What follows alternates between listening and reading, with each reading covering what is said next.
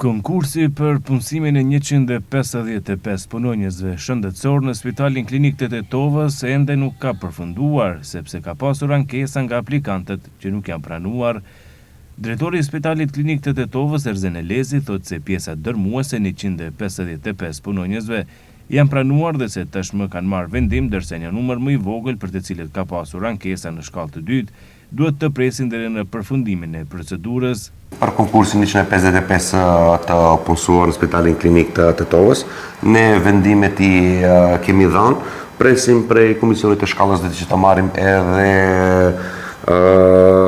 përfundimin e procedurave ligjore që të marrim edhe vendimet. Ashtu si që në dhjetor kemi dhënë 28 vendime pune për specializantët në Spitalin Klinik të Tetovës, të cilët tani ata e japin kontributin e tyre në këtë spital.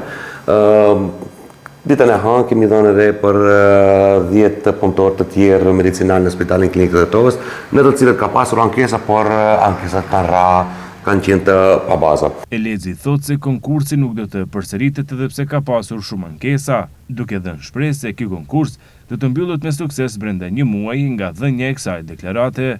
Jo, nuk kemi konkurs të ri, e kemi konkursin e njëjtë. Na vazhdon konkursi i njëjtë, kështu që realizimi besoj se maksimumi deri një muaj do të kryejmë për gjithçka.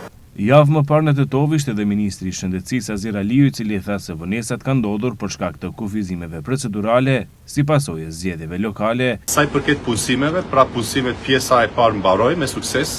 E dini që për shkak të zgjedhjeve lokale unë dalën aty ku ishin në proces, pastaj vazhduam aty ku ngelëm.